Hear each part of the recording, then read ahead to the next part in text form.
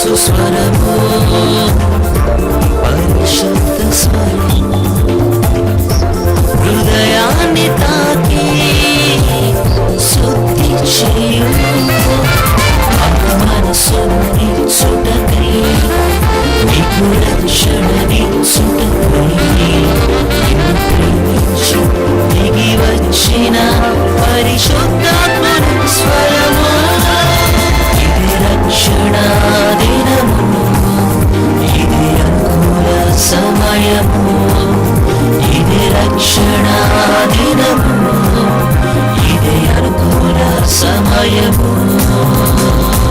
పిలవనప్పుడు అనుమానం లేకుండా పాపంలో పడ్డావు, ప్రార్థన చేయకుండా పాపంలో పడితే ఇలాంటి మాటలు విన్న వాళ్ళు పోతే నువ్వు మొట్టమొదటి. ప్రభునందు ప్రియమైన దేవుని బిడ్డలారా, యేసుక్రీస్తు నామములో ఇదే అనుకూల సమయం అనే కార్యక్రమాన్ని వీక్షిస్తున్న నా ప్రియ సహోదరి సహోదరులకు మీ అందరికీ కూడా వందనాలు తెలియజేస్తున్నాను. ఇదే అనుకూల సమయం అనే కార్యక్రమాన్ని దయచేసి సమయంలో మీరందరూ కూడా మీ పనులు కొద్దిసేపు ప్రక్కన పెట్టి ఈ వాక్యాన్ని విని దాని ద్వారా ఆత్మీయంగా బలపరచబడవలసిందిగా మిమ్మల్ని ప్రేమతో ఆహ్వానిస్తున్నాం. దయచేసి సమయంలో వాక్యం శ్రద్ధగా వినండి. అంతేకాదు దయచేసి ఈ వాక్యం అయ్యేంత వరకు కూడా మధ్యలో ఎవరు కూడా కాల్స్ చేయవద్దని మనస్ఫూర్తిగా కోరుకుంటున్నాను. ఎందుకనంటే మీరు వాక్యం వినాలనే ఈ ప్రయత్నం అంతా. ఎందుకంటే అనేక మంది కూడా కాల్స్ చేసి మీ వాక్యం ద్వారా మేము ఆత్మీయంగా బలపరచబడుతున్నాం, చాలా మేము దీవించబడుతున్నాం, మేము పరిశుద్ధంగా మార్చబడుతున్నాం, నిలబడగలుగుతున్నాను, మీ వాక్యం ద్వారా దేవుడు మాతో మాట్లాడుతున్నారు అనే ఫోన్ కాల్స్ నాకెంతో సంతృప్తినిస్తూ దేవుని స్తుతిస్తున్నాను. కనుక మీరందరూ కూడా ఈ సమయంలో ఈ యొక్క కొద్ది మధురమైన క్షణాలకు ఏకీభవించవలసిన కోరుతున్నాను. కళ్ళు మూసుకునండి, ప్రార్థన చేసుకుందాం. మహాపరిశుద్ధుడు అయిన తండ్రి, ప్రేమ కలిగిన మా ప్రభా నీకు వందనాలు. ప్రత్యేకించి ఈ సమయంలో ప్రభా ఇదే అనుకూల సమయం అని ఈ కార్యక్రమాన్ని వీక్షిస్తున్న నా ప్రియ సహోదర సహోదరులకు మీ సన్నిధిలో ప్రభా నేను ఆహ్వానంగా తెలియపరుస్తూ ఈ వాక్యమును ప్రభా నేను వారి హృదయాలలోనికి చొప్పించి వారి జీవితాలను మార్చి ఫలభరితమైన పరిచర్య, ఫలభరితమైన జీవితం వారికి కలుగు చేయమని ప్రార్థన చేస్తున్నాను. ఈ సమయంలో వాక్యము చూసే ప్రతి సహోదర సహోదరులు వారి హృదయంలో మీరు ప్రవేశించి లోతుగా వారిని రక్షించుకోమని మరొకసారి నీ బిడ్డలు మీకు అప్పగించుకుంటూ యేసుక్రీస్తు నామమున ప్రార్థించి స్తుతించి ఘనపరిచి వేడుకుంటున్నాము తండ్రి, ఆమేన్. ఈ సమయంలో మనం వాక్యం ధ్యానం చేసుకుందాం. ఇర్మియా గ్రంథం 3వ అధ్యాయం 14వ వచనం చదువుకుందాం. భ్రష్టులకు పిల్లలారా తిరిగి రండి, నేను మీ యజమానుడును, ఇదే యెహోవా వాక్కు. ఇక్కడ ఇర్మియా ప్రవక్త రాస్తూ భ్రష్టులకు పిల్లలారా తిరిగి రండి అని మాట్లాడుతున్నారు. అంటే ఇది ఎవరి వాక్కు అట? యెహోవా వాక్కు, దేవుని మాట, దేవుని స్వరం అని అర్థమవుతుంది. భ్రష్టులైన పిల్లలారా అని పిలుస్తుందేమో ఎవరంటే యెహోవా అని అక్కడ కనబడతా ఉంది. వాస్తవానికి పిల్లలారా అని పిలిచే వ్యక్తి ఎవరై ఉండాలి? తండ్రి ఉండాలి. తండ్రి బిడ్డలనైనా సరే ఏమని పిలుస్తాడు? చాలా చక్కని ప్రేమతో, మంచి పేరుతో, మంచి ఆ ప్రేమతో, ఆ నవ్వుతో పిలుస్తాడు. కానీ ఇక్కడ మాట చూస్తే భ్రష్టులకు పిల్లలారా అని పిల్లలు పిలుస్తున్నాడు. వాస్తవానికి పిల్లలు పిలవాల్సిన పేరు మంచి పేరు ఏదో ఉండుంటుంది, లేకపోతే నిక్ నేమ్తో చాలామంది తల్లిదండ్రులు బిడ్డల్ని మంచి పేర్లతో పిలుస్తుంటారు. ఆ చిన్ని, నాని, బుజ్జి అని పిలుస్తారు. కానీ ఇక్కడ తండ్రిగా ఉన్న మామూలు భౌతికమైన తండ్రే చక్కని పేర్లతో పిలుస్తున్నప్పుడు ఇక్కడ కనిపిస్తున్న దేవాతి దేవుడైన మన పరమ తండ్రి పిలుస్తున్న పిలుపు భ్రష్టులైన పిల్లలారా అని పిలుస్తున్నాడు. ఆయన ఇంకా ఎంతో అందంగా పిలవాలి, ఇంకా ఎంతో ఆ చూపులో ప్రేమలో కనిపించాలి. కానీ ఇక్కడ పిలుపులో భ్రష్టులు అనే మాట కనబడుతూ ఉంది. భ్రష్టులు అనే మాట కనపడుతున్నప్పుడు ఎంత కోపం ఉన్నప్పుడు భ్రష్టులు అంటాం చెప్పండి. మనం ఒక తల్లిదండ్రులు బిడ్డలను కూడా పిలుస్తున్నప్పుడు ఏదైనా చెప్పిన మాట వినకుండా వాళ్ళు ఏదైనా అక్రమంగా జీవిస్తే, చేయకూడని పనులు చేస్తూ ఉంటే వారి భ్రష్టుడా అని పిలుస్తూ ఉంటారు. అయితే ఇక్కడ చూస్తున్న మాటలు కూడా తండ్రి అయిన దేవుడు భ్రష్టులైన పిల్లలారా అంటున్నాడంటే ఈ యొక్క తన పిల్లలు ఎక్కడో తన మాటకు అవిధేయులుగా, లేకపోతే చెప్పిన దాని ప్రకారంగా కాకుండా మరొక విధంగా జీవిస్తున్నారు అన్నట్లుగా అర్థమవుతుంది. అసలు భ్రష్టులని ఎవరిని అంటారు అంటే బైబిల్లో ఒక వాక్యాన్ని జ్ఞాపకం చేసుకుందాం. హెబ్రీయులకు రాసిన పత్రిక 12వ అధ్యాయము 16వ వచనం. అక్కడ రాయబడిన మాట ఏంటంటే, ఒక పూట కూటి కొరకు తన జ్యేష్ఠత్వపు హక్కును అమ్మివేసుకునిన ఏశావు వంటి భ్రష్టుడైనను వ్యభిచారైనను మీలో ఉండినేమో అని జాగ్రత్తకు చూచుకుని అని ఉంటుంది. భ్రష్టుడు అని ఎవరిని పిలుస్తున్న మాట అంటే ఇక్కడ ఏశావుని దేవుడు భ్రష్టుడు అని రాస్తాడు. అంటే ఏశావును భ్రష్టుడు అనడానికి గల కారణం ఏంటంటే ఒక పూట కూటి కొరకు అని రాస్తున్నాడు. ఏంటి సందర్భం మీకు తెలుసు. ఇస్సాకుకి 2 కుమారులు ఉన్నారు. ఒక పెద్ద కుమారుడి పేరు ఏశావు, రెండవ కుమారుడి పేరు యాకోబు. వీరిద్దరు కూడా అన్నదమ్ములుగా వారు పెంచబడ్డారు తండ్రి దగ్గర తల్లి దగ్గర సమక్షంలో. అయితే ఒకానొక సమయంలో వచ్చినప్పుడు ఈ యొక్క యాకోబు తన యొక్క అన్న విషయంలో జరిగిన ఒక సంఘటన ఏమిటి అని అంటే, వాళ్ళ అన్నయ్యకి చిక్కుడుకాయ కూర అంటే చాలా ప్రీతి, చాలా ఇష్టం. అయితే వాళ్ళ అన్నయ్యకి ఒక హక్కు ఉంది. ఏంటంటే దేవుడు ఏర్పాటు చేసిన జ్యేష్ఠత్వపు హక్కు ఉంది. అందుకనే జ్యేష్ఠులు అంటే పెద్దవాళ్ళు, ప్రథమమైన వారు. ఈ లోకంలో కూడా ఒక కుటుంబంలో కూడా కుటుంబ పెద్దని జ్యేష్ఠుడు అంటాం. ఏదైనా ఒకవేళ తండ్రి ఈ లోకంలో మరణిస్తే పెద్ద కుమారుడికే ఆ యొక్క అర్హత, ఆ అధికారం ఉంటుంది జ్యేష్ఠుడికి. అలాగే ఆస్తి పంపకాల్లో కానీ లేకపోతే ఏదైనా అధికారంలో కానీ ప్రతిదీ తండ్రి తర్వాత స్థానం జ్యేష్ఠుడు అనబడిన పెద్ద కుమారుడికి ఉంటుంది. అలాగే ఇక్కడ జ్యేష్ఠుడు అనబడిన వాడు ఏశావు జ్యేష్ఠుడైతే దేవుడు మాట్లాడుతున్న మాట, ఒక పూట కూటు కొరకు తను జ్యేష్ఠత హక్కును అమ్మివేశాడు కాబట్టి భ్రష్టుడు అంటున్నాడు. జ్యేష్ఠత హక్కు అనే మాట చూస్తే బైబిల్లో హెబ్రీ 12:23లో కూడా పరలోకమందు వ్రాయబడి ఉన్న జ్యేష్ఠుల సంఘం అని ఉంటుంది. అంటే పరలోకములో కూడా జ్యేష్ఠులు అనే ఒక సంఘం ఉందంట. ఈ లోకంలో మనకి చాలా సంఘాలు ఉన్నాయి. అనేక మంది ప్రాంతాల్లో కుల సంఘాలని, లేకపోతే పెద్దవాళ్ళు ఏర్పాటు చేసిన కార్మిక సంఘాలని, లేకపోతే డ్వాక్రా సంఘాలని, మహిళా సంఘాలని, అనేకమైన సంఘాలు మనం చూస్తుంటాం. అయితే ఇక్కడ రాయబడిన మాట జ్యేష్ఠుల సంఘం అనేది ఉంది. క్రైస్తవులుగా ఉన్న వాళ్ళు అనేక సంఘాలు పెట్టుకుంటూ ఈ ప్రపంచంలో అనేక సంఘాల పేర్లు కూడా ఉన్నాయి. అయితే బైబిల్లో రాయబడిన సంఘం పేరు ఏంటంటే పరలోకంలో ఉన్న సంఘం పేరు జ్యేష్ఠులు అట. అంటే పరలోకంలో రాయబడిన జ్యేష్ఠుల సంఘం అంటే అర్థం ఏంటి అంటే పెద్దవాళ్ళు అని అర్థం. పెద్దవాళ్ళు అంటే అర్థం ఏంటి? ఇక్కడ మనం చూస్తే భూలోకంలో పెద్దవాళ్ళగా ఉన్న వాళ్ళని చూసి మన పెద్దవాళ్ళు, వాళ్ళ జ్యేష్ఠులు అంటున్నారు. అయితే జాగ్రత్తగా నా మాట అర్థం చేసుకోవాలి. ఈ లోకంలో ఎంతమంది ఉన్నా కానీ ఒకసారి అంటే ఒక సేవకుడు తనకి 2-3 పరిచర్యలు ఉన్నాయి, 2-3 చోట్ల చర్చెస్ ఉన్నాయి. అయితే తను ఒక సంఘంలో నుంచి ఒక యవనస్తుల్ని తన కింద ఉన్న బ్రదర్స్ని, బ్రదర్ మీరు పలానా చోటుకు వెళ్ళి వాక్యం చెప్పారండి, ఈరోజు మంచి ఆత్మను రక్షించుకొని మీరు రావాలి అని ఒక ఆర్డర్ వేసినట్టుగా ఈ సేవకుడు ఆ యవనస్తులు పంపించడం జరిగింది. పంపించినప్పుడు ఆ యవనస్తుడు వెళ్ళి వాక్యం బోధించి దేవుడి నడిపింపుతో మళ్ళీ తిరిగి సాయంకాలం వచ్చారు. వచ్చిన తర్వాత ఈ దైవ సేవకులు అంటున్నారు, బాబు మరి వెళ్ళావు కదా పలానా ప్రాంతానికి, అక్కడ ఎంతమంది రక్షించబడ్డారు, ఎన్ని టికెట్లు పట్టుకొని వచ్చావు అని నవ్వుతూ అడిగారట. అప్పుడు ఈ యవనస్తుడు అంటున్నాడు, అక్కడ 2.5 టికెట్లు దొరికినాయండి అన్నాడు. 2.5 అదేంటి అని ఆలోచించి పాస్టర్ గారు అంటున్నారు, ఓహో 2 పెద్దవాళ్ళను ఒక చిన్నవాడా అంటే 2.5 అంటే 2 పెద్దవాళ్ళు ఒక చిన్నవాడు అర టికెట్టా అన్నట్టుగా ఈయన అడిగారంట. అప్పుడు ఈ యవనస్తుడు అంటున్నాడు, కాదండి 2 చిన్నవాళ్ళు ఒక పెద్దవాడు అన్నారంట. ఈ మాట విని ఈయనకి ఆశ్చర్యం అయిపోయింది. అదేంటి ఎలా చెప్తున్నాను 2 చిన్నవాళ్ళు ఒక పెద్దవాడని అని అంటే అప్పుడు చెప్తున్నాడు, ఏమండి ఇదిగో నేను వెళ్ళిన తర్వాత నా ద్వారా వాక్యం వింటున్నప్పుడు ఒక చిన్నవాళ్ళు అంటే యవన కాలంలో ఉన్నవాళ్ళు హృదయపూర్వకంగా వారి మారుమనసు పొంది ఇదిగో నేను పాపిని ఒప్పుకొని పరిశుద్ధపరచబడుతున్నానని క్షమాపణ అడిగి తీర్మానం చేసుకున్నారు. అందుకని వాళ్ళు చిన్నవాళ్ళుగా ఇక్కడ కనపడ్డారు. అయితే వాళ్ళ మిగిలిన శేష జీవితం ఇంచుమించుగా వాళ్ళకి 10-12 సంవత్సరాలు ఉన్నాయి. అయితే లేకపోతే 15 సంవత్సరాలు ఉంటాయో. మిగిలిన శేష జీవితం మానవుడు ఆయుష్ 70 సంవత్సరాలు, అధిక బలం ఉంటే 80 సంవత్సరాలని 90వ కీర్తన 10వ చరణంలో ఉంది కదండి. అలాగా 70-80 సంవత్సరాలు వాళ్ళు బతుకుతారు. లేదనుకుంటే ఇంకా ఎక్కువ బతకపోవచ్చు. అయితే ఇంచుమించుగా చిన్న పిల్లవాళ్ళగా కనిపిస్తున్న వాళ్ళు ఎప్పటికైనా సరే ఇంచుమించుగా 70-80 సంవత్సరాల ఆయుష్ ఉంది. అయితే ఇంకొక వ్యక్తి కూడా రక్షించబడ్డాడు. అతని వయసు సుమారుగా 35-40 సంవత్సరాలు ఉంటాయి. మహా అయితే ఈ లోకల్ 30 సంవత్సరాలు లేక 30 సంవత్సరాలు బతుకుతారు కదండి. అందుకని ఆయన అర టికెట్టే, ఈ లోకల్ అర ఆయుషే. ఇదిగో ఈ 2 మాత్రం పూర్తిగా ఈ లోకంలో జీవించే అవకాశం ఉంది కదా అని అన్నారు. అంటే ఇక్కడ చూసిన సందర్భాన్ని మనం జ్ఞాపకం చేసుకుంటే వయసులో ఇక్కడ చిన్నపిల్లల వాళ్ళగా కనిపించారు, అతనేమో వయసులో పెద్దవాడిగా కనిపించాడు.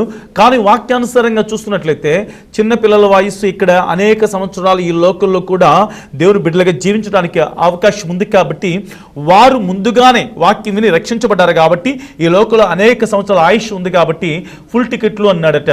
కనుక పరలోకంలో రాయబడిన జ్యేష్ఠుల సంఘం అంటే అర్థం ఏంటంటే ఎవరైతే ఈ లోకంలో వయసు చిన్నగా ఉన్నప్పటికీ కూడా యేసును అంగీకరించి మారుమనసు పొంది రక్షించబడ్డారో వారి జీవితంలో మనశ్శాంతి లేక అనేక మంది కూడా ఈ లోకంలో మరణాపాయ స్థితులకు వెళ్ళిపోయిన వాళ్ళు ఉన్నారు. తల్లిదండ్రులు లేకపోయినా కానీ చంటి బిడ్డలు ఎక్కడో అనాథలుగా పడిపోయిన వారు ఉన్నారు. అలాంటి వాళ్ళకు వాక్యం వినిపించబడినప్పుడు ఆ వాక్యము యేసు ప్రభు ద్వారా రక్షించబడినప్పుడు ఆ రక్షించబడిన వాళ్ళు వయసు చిన్నదే కావచ్చు, కానీ తప్పనిసరిగా పరలోకంలో వాళ్ళ పేరు ముందుకు రాయబడిన తర్వాత పరలోకంలో రాయబడిన జ్యేష్ఠుల సంఘంలో మొట్టమొదటి సంఘ పెద్దల లాంటి గొప్ప అర్హత వాళ్ళకే ఉంటుంది. కనుక ఇక్కడ దేవుని వాక్య ప్రకారంగా ఏశావు దేవుని దృష్టికి ప్రధానమైన వాడిగా ఇస్సాకుకి ఇచ్చాడు.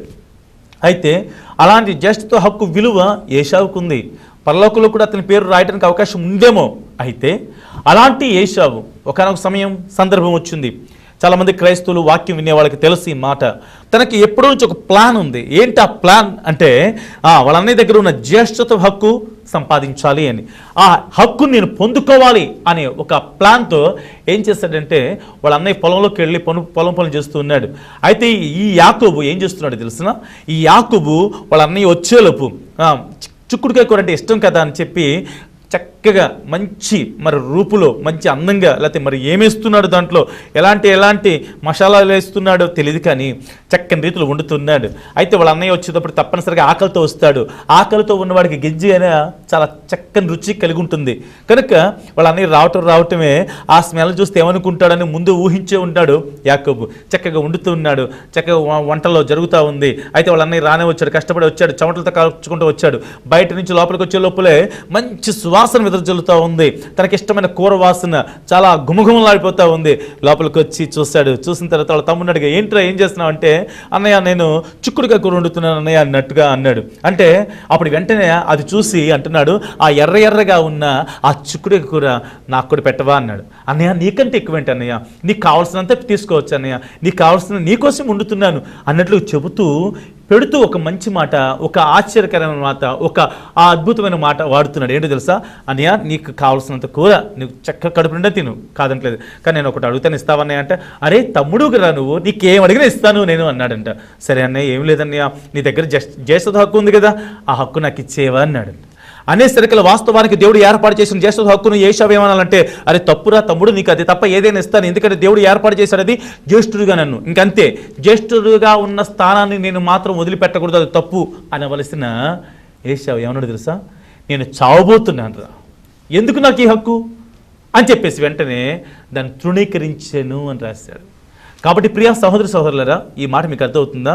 దేవుడికి ఇష్టమైన జ్యేష్ఠత్వ హక్కు ఏశావు దగ్గర ఉంటే ఏశావు జ్యేష్ఠత్వపు హక్కును ఏం చేశాడంటే తృణీకరించాడు.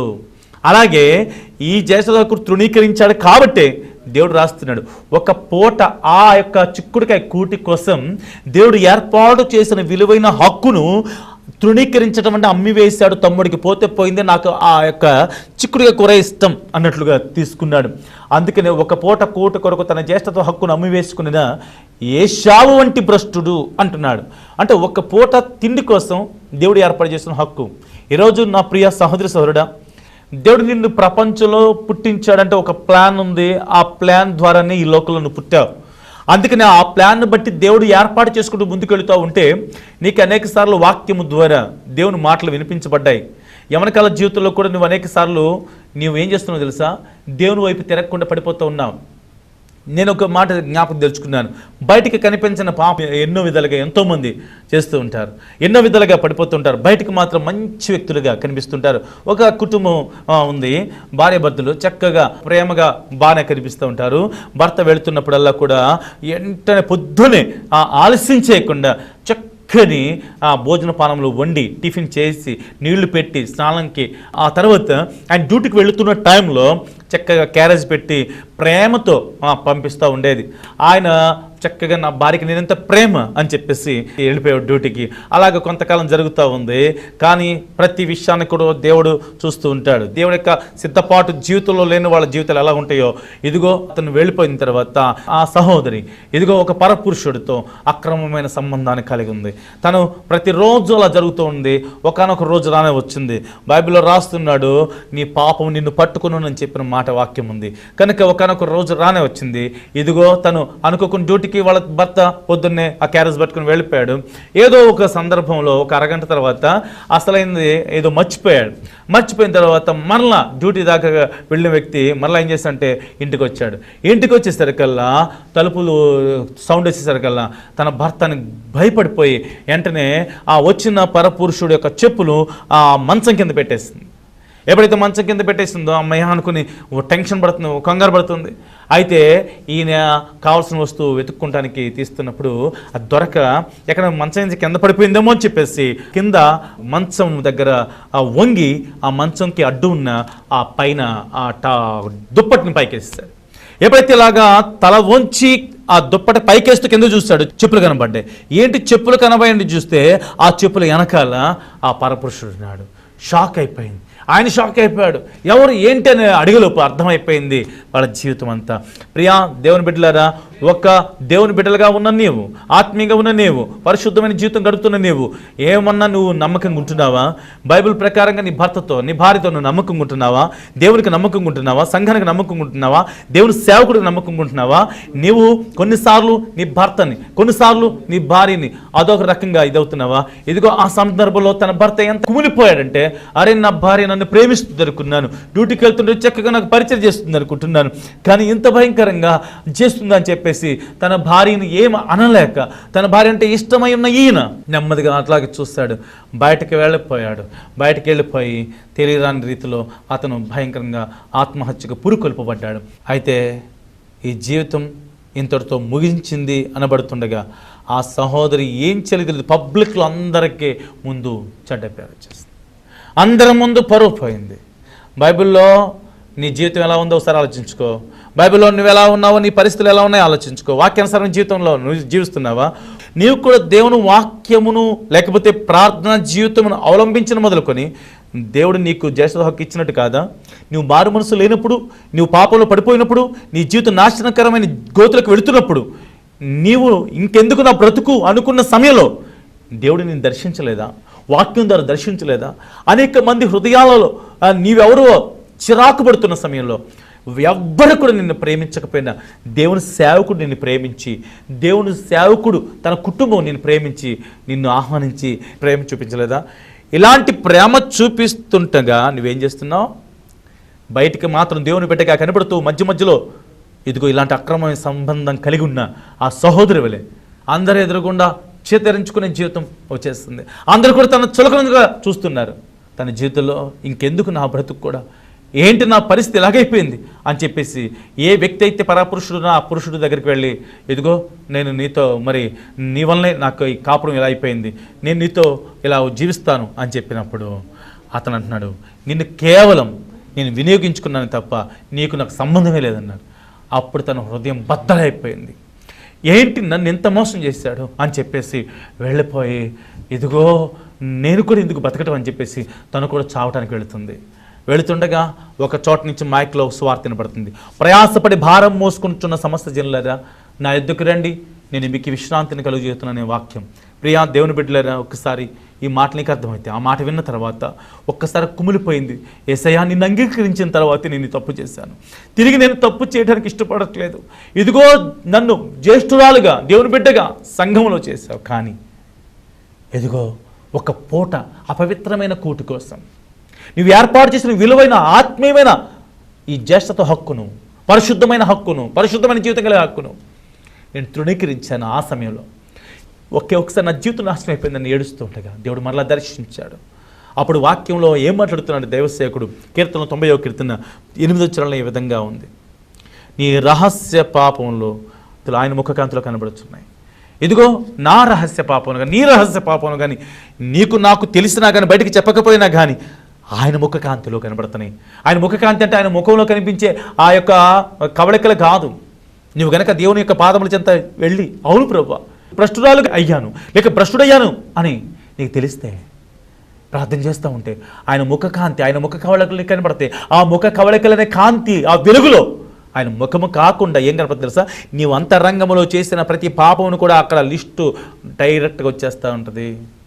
అప్పుడైనా సరే నువ్వు, అవును ప్రభువా నా హృదయపు యొక్క అంతరంగం యొక్క పాపం నీ ముఖకాంతిలో కనపడుతున్నాయి, ఇక నుంచి చేయను అని చెప్పి నువ్వు కనుక అడగగలిగితే నేను భ్రష్ట జీవితం నుంచి బయటకు తీసుకొస్తాను. అందుకని భ్రష్టులైన పిల్లలారా తిరిగి రండి అంటున్నాడు.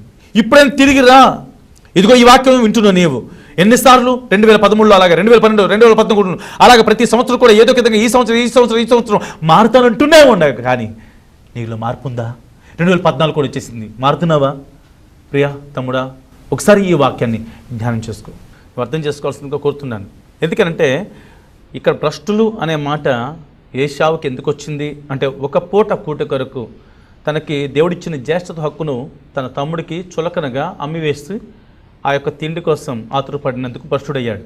అలాగే ఈరోజు దేవుడు ఏర్పాటు చేసిన నీకు విలువైన ఆత్మీయమైన మారు మనసు కలిగిన జ్యేష్ఠత హక్కు, పరిశుద్ధమైన జీవితం అనేది జ్యేష్ఠత హక్కు నీకు దేవుడిస్తే అనేక సార్లు అనేక లోకానుసారమైన పాపములు గుర్తొచ్చినప్పుడు దేవుడికి ఇవ్వవలసిన సమయము కానీ, దేవునికి ఇవ్వవలసిన వాక్యపు ధ్యానము కానీ, దేవునికి ఇవ్వవలసిన గడపవలసిన దేవుని సన్నిధిలో కానీ గడపకుండా నీవు లోకానికి ఎప్పుడైతే ఇచ్చావో ఈ జ్యేష్ఠత హక్కు అనే దేవుని సన్నిధిని దూరం చేసుకున్నావు కాబట్టి, తృణీకరించావు కాబట్టి నీవైనా నేనైనా ఎవరైనా సరే భ్రష్టులమే. ప్రియ దేవుని బిడ్డలారా, నీవు ఎలా ఉన్నావు? భ్రష్టులైన పిల్లలారా అన్నాడు అంటే భ్రష్ట జీవితం అనేది మన దగ్గర కనపడుతుందని అర్థమవుతుంది. ఏంటి భ్రష్ట జీవితం అనేది మనం ఇంతవరకు చూసుకున్నాం. దేవునికి ఏర్పాటు చేయవలసిన ఆత్మీయమైన సమయం, ఆత్మీయమైన జీవితం ఏదైతే ఉందో అది దేవునికి ఇవ్వకుండా అదే టైంలో, అదే సమయంలో, అదే పనిలో లోకానుసారంగా మనం జీవిస్తే, కొన్నిసార్లు ఆదివారం ఆరాధనకి కానీ దేవుని సన్నిధికి వెళదామనుకున్న సమయంలో అదే టైంలో ఏదో ఒక అపవిత్రమైన కార్యక్రమం చాలామంది ఏర్పాటు చేసుకుంటారు. ఈరోజు ఉద్యోగస్తులు కూడా ఆదివారమే కార్యక్రమం ఏర్పాటు చేసుకుంటారు. ఈరోజు అనేక మంది కూడా ఆదివారం ప్లాన్ చేసుకుంటారు, అన్ని విషయాలు కూడా, క్రైస్తవులుగా ఉన్న వాళ్ళు కూడా.